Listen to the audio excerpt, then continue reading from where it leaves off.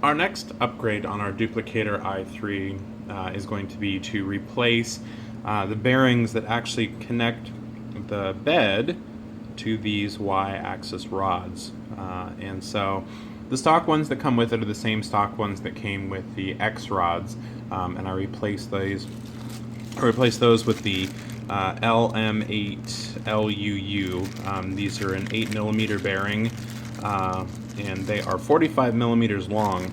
So the additional length is what gives them their stability. They're also a little bit finer quality as far as these are machined a little bit better and lubricated properly. You can get some cheaper stuff when you ship the whole thing together. So what we're going to do first off is we're going to get underneath here and we're going to basically disconnect the belt from the bed itself so we can slide it off the rods. Alright, I've taken my printer and I've kind of laid it on its side here so that we can get to the underside. And we're going to get right in here and we're going to detach these large hex bolts, which is actually even larger than the one I've got there.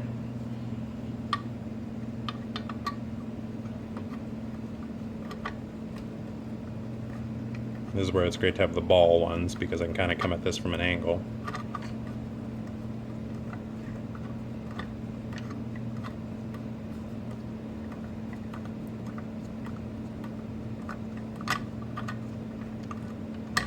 And there we go.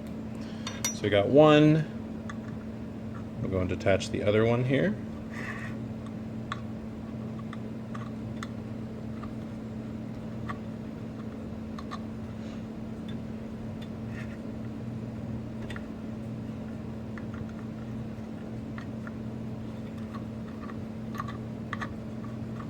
I'm helping them along with my fingers at this point. There's number 2. And you can actually get a much better view here of the pillow blocks that are holding these on, and they're the short little bearings in here, and then 3 is down there. So now that we've got that done, we'll flip it back up.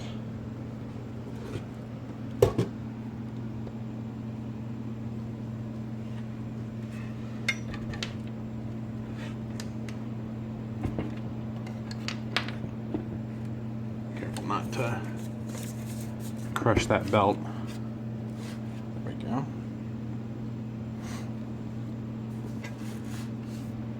And we're going to go ahead and disconnect the set screws here. We're just going to back these out. And then the one here. Oop. Back that one out a little bit too far.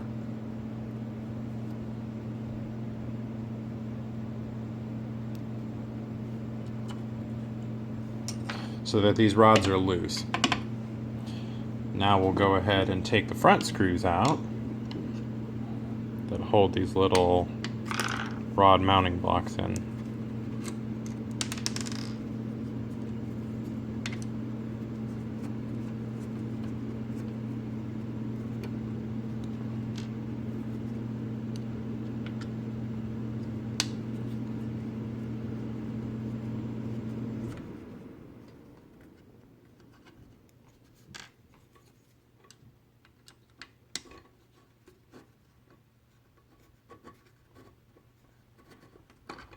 There we go.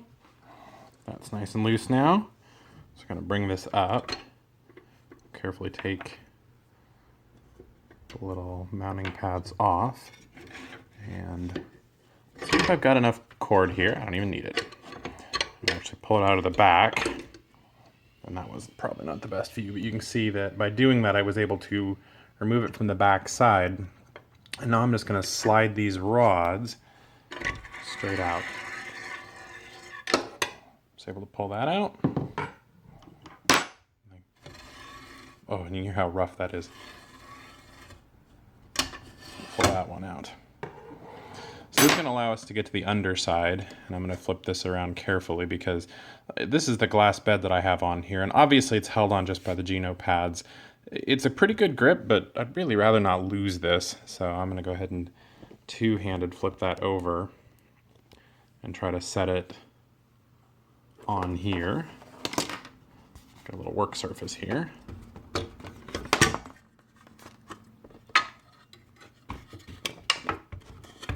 I'm just keeping some light pressure against it with my little comp book here. And there, we've got access to the underside.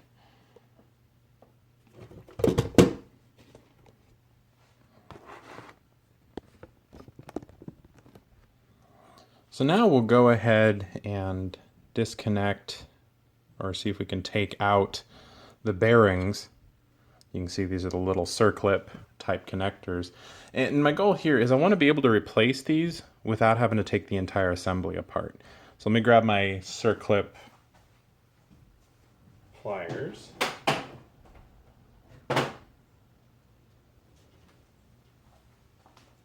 To pair these, I ordered these ones off Amazon. They work really well. And they come with, they look identical, but when you squeeze them, one of them pushes in and the other one pushes out. Now, since we're trying to squeeze these circlips in, since they're inside, that's why I'm using this pair. So we'll get in here.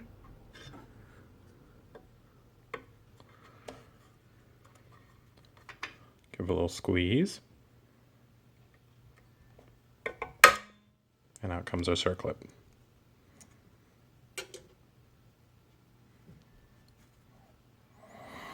And we're just going to rinse and repeat this with all of them.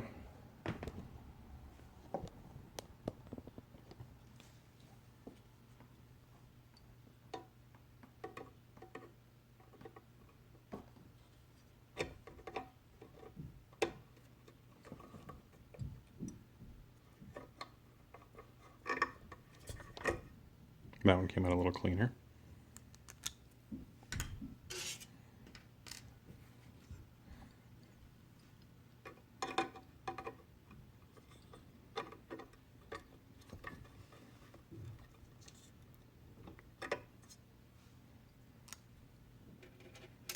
All right, now we're going to flip this around and do it on the back side.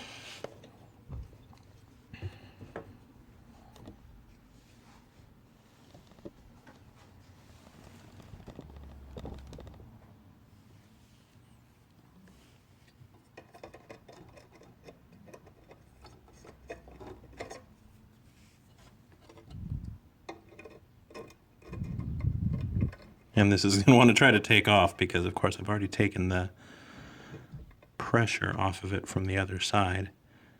So that linear bearing is just sliding free. There we go.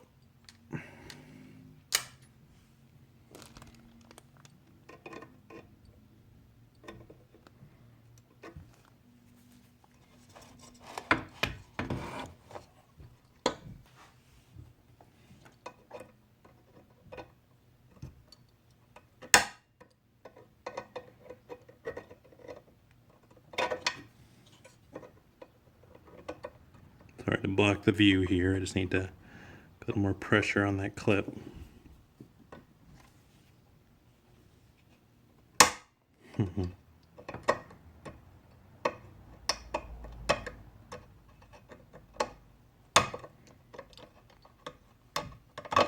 I've actually got it turned sideways a little bit here. See if we can't just coax this thing out. No, probably going to be easier to pop it back in.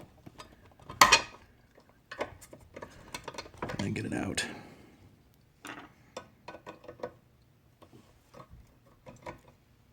There we go. And you know, the trick with any of this stuff is don't fight it. Take your time. Do it right. And try not to put a hole in your 3D printer.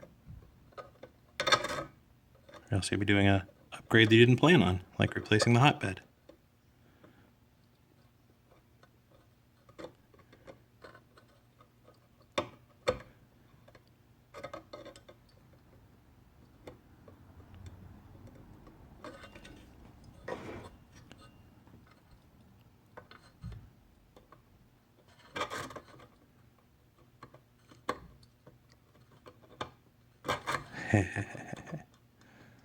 I will get you. Let's try it from the other side. I'm going to try actually pushing on the bearing from the other side, see if I can get myself a stabilizing surface.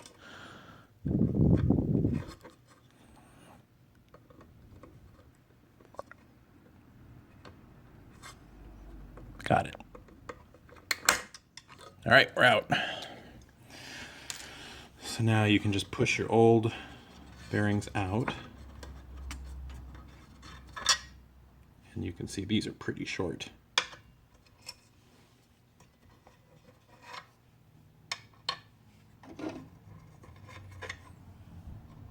There we go.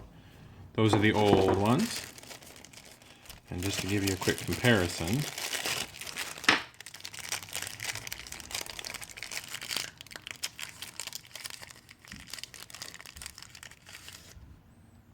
those are the new ones. So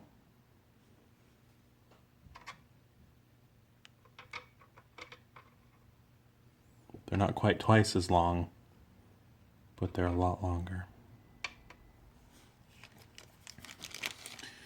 So the first thing we're going to do now that we've got the bearings out and we've got the new ones is I am just going to do a quick dry fit check of the new bearings. Just make sure that everything comes on, everything sounds good. Nice and smooth, everything sounds right. All the balls are rolling, I don't hear any clunking.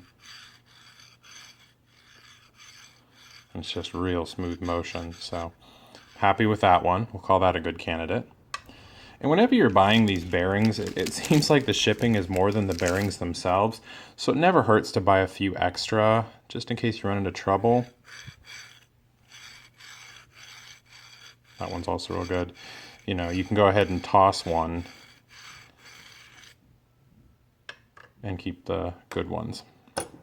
And you know, you're out just a couple bucks for a bearing, or you know, sometimes $10 or $15 for shipping.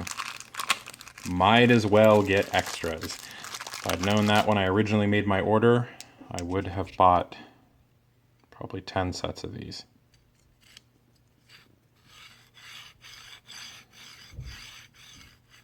That one has a little bit of drag.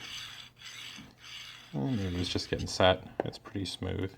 But we'll try the fourth one.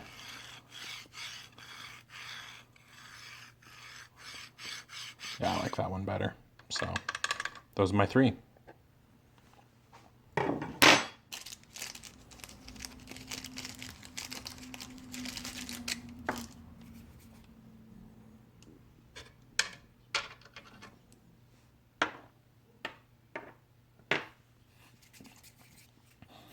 All right, so the trick with these ones is, of course, that they're longer. The original circlips here won't fit. They'll fit on these outsides. These actually work just fine. But the problem you run into when you install these in the pillow blocks is that you'll notice that there is a little bit more of a gap on either side. So you actually need something sort of to act as a buffer in the middle. And what I found out works real well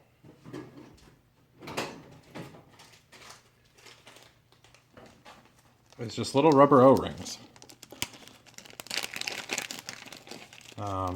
You know, besides these little rubber O-rings fitting the diameter quite nicely, they also just give a little bit of bounce. And you know, not in a bad way. They sit very nicely and firmly against here, and then you can really squeeze the outside diameter circlips on without feeling like you're wrecking the edge of this, or you're marring the surface of that. So go ahead and pop those on.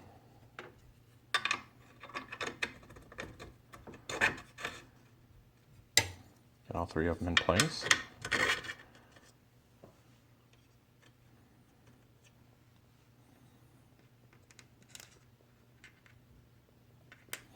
And then I'm going to grab my circlip set.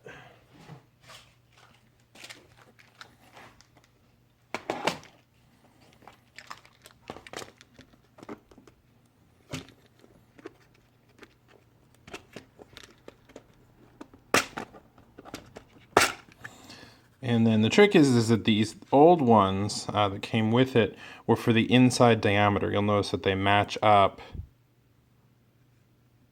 to the inside diameter, and they hold them in from the middle. They actually won't fit on these ridges on the outside. So what we need is a little bit larger of one that fits on the outside diameter to hold these things in place. So I think I've got these 1 1/8 that fit pretty well. And now, remember how these went on the inside? Unfortunately, that's not what I need. I need ones that squeeze outwards. So let me grab my other pair.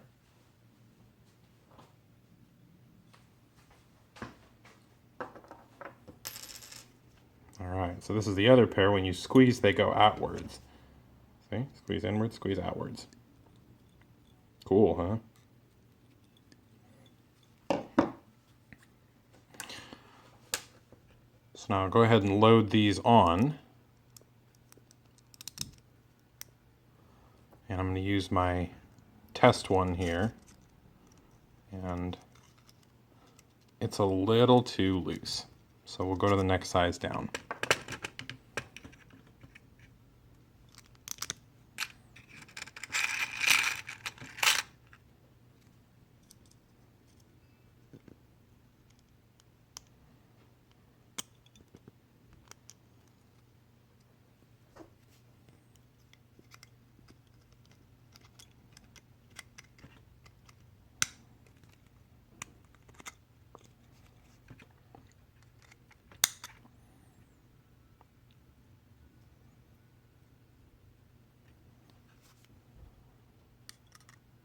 I think that one might be a little bit too small. You can see the size of the gap there. We want it a little bit closer than that.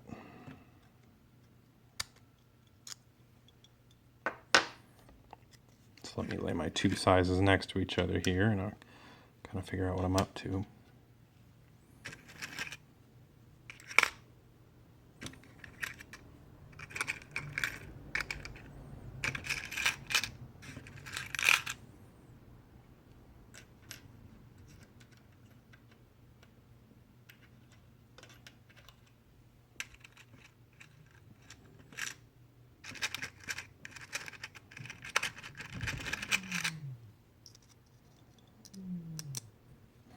So we'll test out a few of these and figure out which ones fit. Alright, so the 1 1/16 ones seem to have the best fit. So we'll go ahead and use those. They're a little tight, but they'll do the job.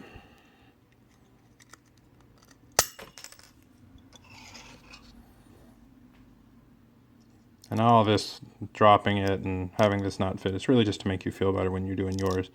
That way you'll say, haha, Jim did that. I don't feel so bad. There we go. There. I'll go ahead and roll our washer on. Slide that whole assembly in. Take our other 1 1/8 circlip.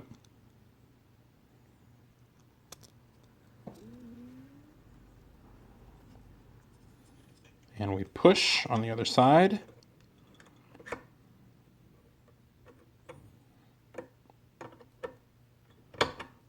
And then you can actually just take your fingers and sort of snap that into place. And there we go. We've got that bearing nice and tight. That's not going anywhere. And so we're really just going to repeat that same process for each one. These, just if you're looking for them, are the 15 by 21 by 3 millimeter from UXL. So I got a 50 pack of them because I keep using them. So let me do the rest. Yeah, I'm just going to bring you back in for the final one here so you can see the crowning moment here. And I've got my setup here. You can see I got a circlip. Behind it I've got the little rubber bear, or the rubber washer, O-ring. Slide it in.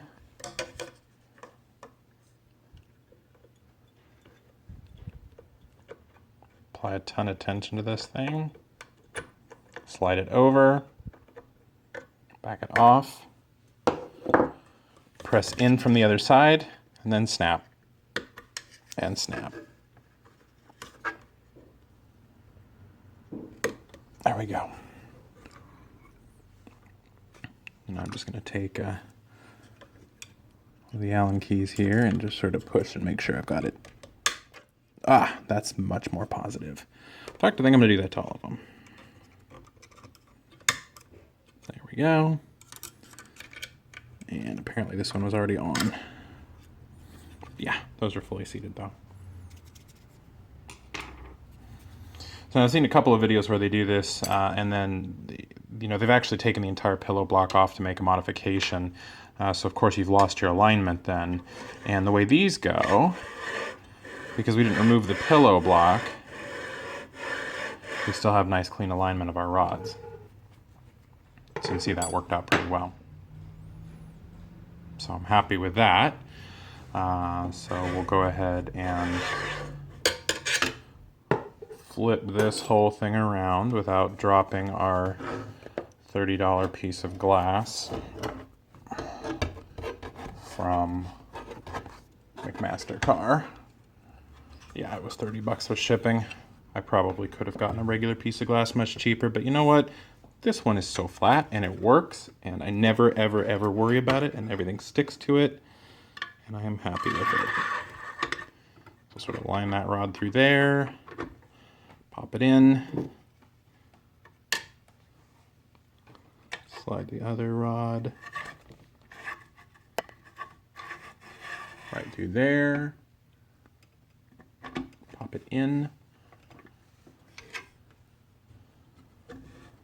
balance this whole assembly.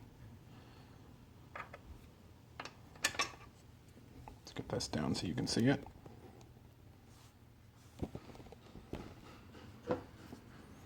Yep. I think these are symmetrical, so no big. Pop those two on. Lower that whole thing down. Take our little screws, pop them on the end of these.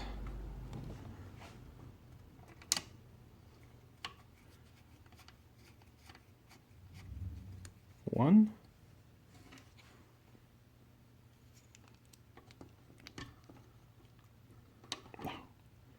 You want to snap. When they do snap, they're great. Yeah, there we go. Because they won't let go until I pull out.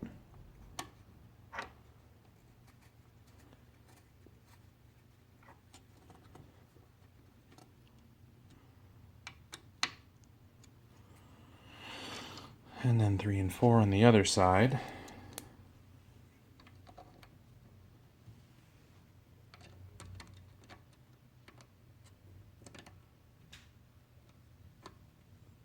I think I've decided that I don't really... my hobby is 3D printers, not 3D printing, which is sort of an oddity. I have a lot more enjoyment of upgrading this 3D printer to make it print better, but then I don't have a whole lot of things I'm interested in printing just yet. However, the things I do print seem to come out pretty well, so I guess I'm happy altogether.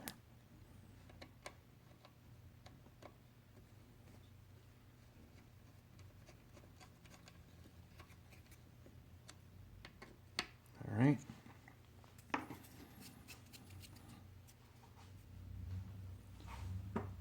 Now for my distance calibration step. Nothing should have changed here, but what I want to do is make sure that the distance between A and B here is the same as the distance between A and B back there.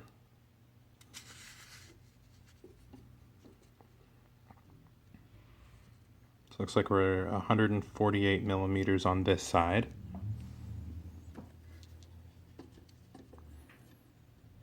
And we're 147.6 millimeters over there.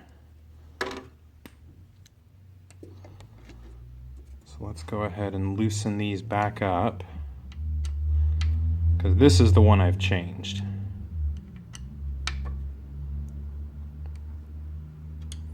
And we'll leave that one still tight.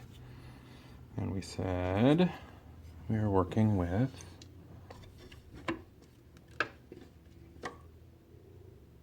like 147.6 on the back side.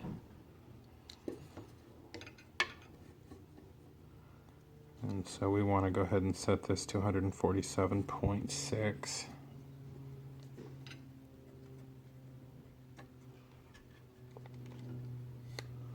There we go.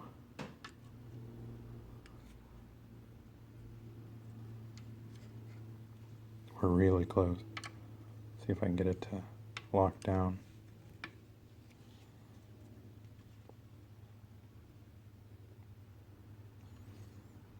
Right at the threshold here.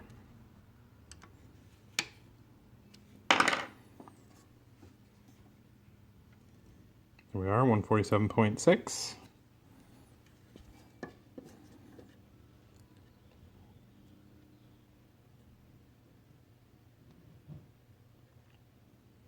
Yeah, 47.7.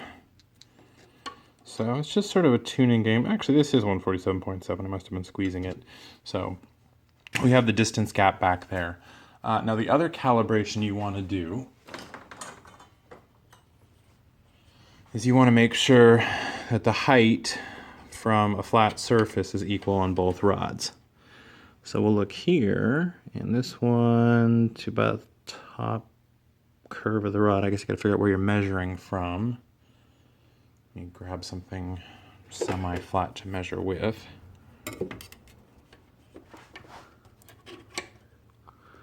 Now, seeing that I am perfectly square, I'm at 51 millimeters.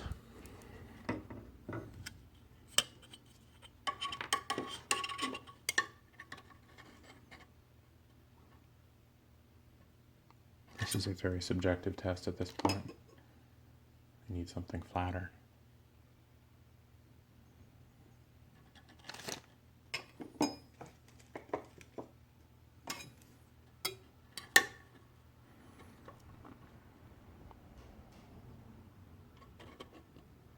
Yeah, also 51. So our heights look good there. Let's just do a quick eyeball. Yeah, it looks like 51 on that side. And although I can't really get in here, I'll eyeball the 51 on that side. So all things being equal, we're pretty well aligned again. Now we'll go ahead and tighten the set screws down.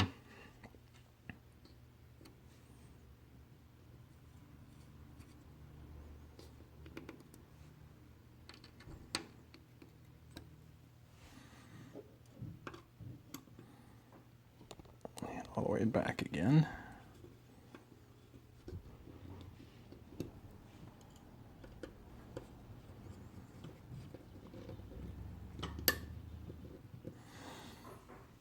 And my ball drivers, again, are really just for getting them in place. I'm going to check my calibration again. It's like 147.5 right up against the, maybe 6, right up against the actual blocks.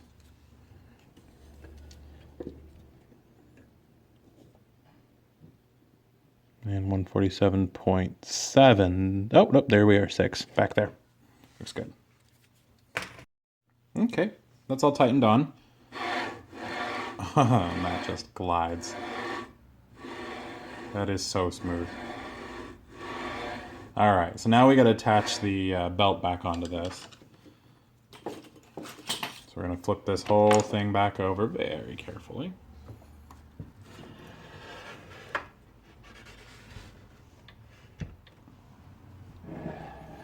There we go. It's a little bit of a balancing act there because, of course, it's really just sitting up on an arm. And then we're going to go inside here and we're going to reattach the belt.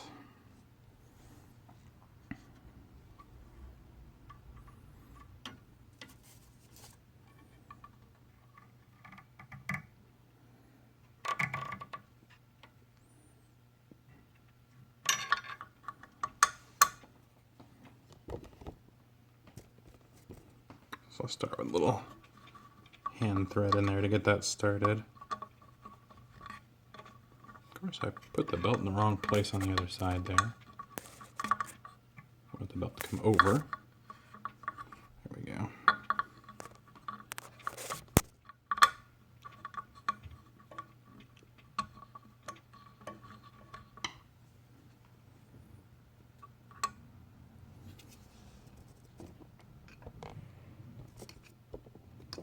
Sorry, tough angle.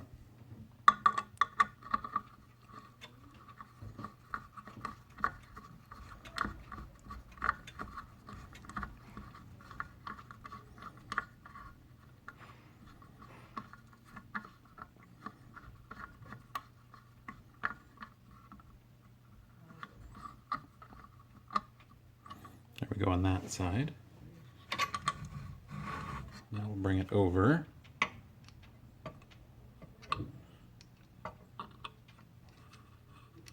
And we'll actually tighten this screw in here a little bit inside the belt. Gives a little more longevity or length to work with, and then we'll snap it into place.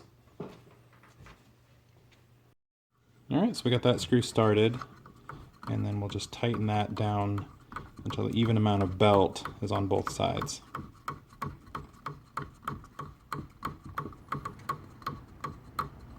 You can see we're kind of bringing the belt down towards the body of the angle. I just want to make those gaps almost identical. Looks pretty good.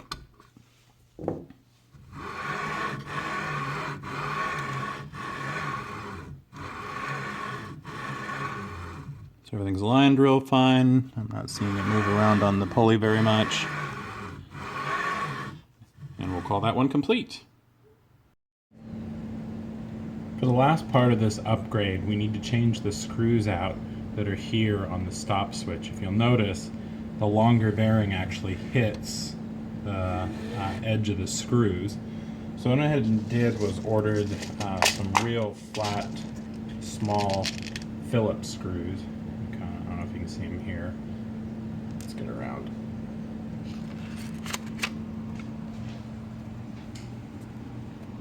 These little ones here, and they have much lower profile heads. So that's what I'm looking to do, is put these in, and then I'll go ahead and start it up. In order to take this one out, you'll just go ahead and disconnect it from here. You can get one of the screws if you're careful from this side, but it's really hard to get the other one without removing the Y rod. So that's why it's nice to have these screws over here, so that you can remove the switch mount, and then you can sort of do this with the switch freed. There we go. So I'll take my special, much shorter screws, or I guess shorter heads. I've got the wrong ones there. Those are the M2.5s. And I'm going to go to an M2. Let me look at the length of this thing. Looks like it's an 8mm.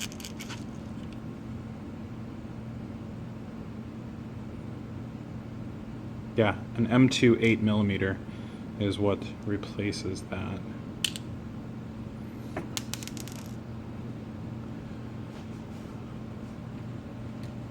And like I said, I needed a much smaller head, so I had to switch to a Phillips, which unfortunately I'm going to have one Phillips in here and the rest are going to be hex, or one set of Phillips.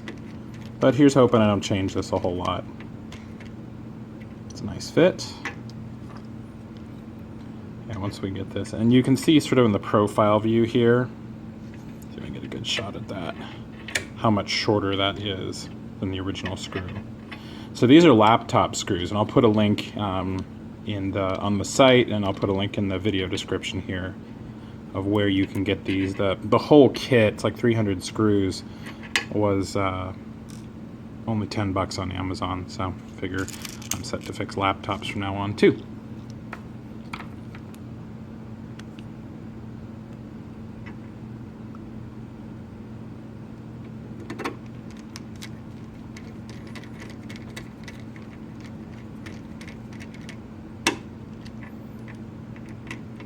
That well supported.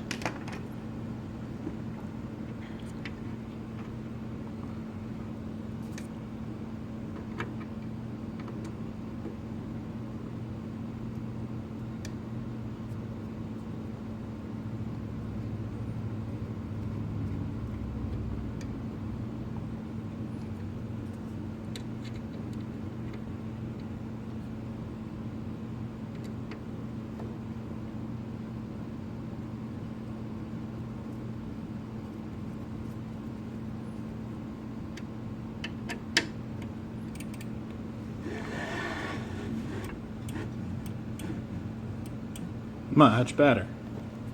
So we'll get wood down in there. And there, so you can kind of see what's happening now.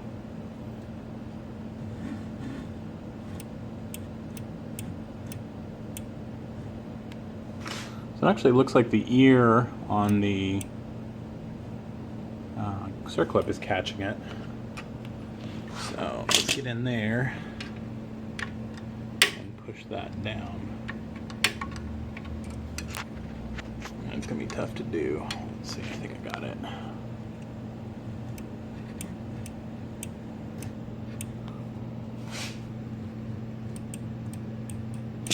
Now the O-ring's doing it.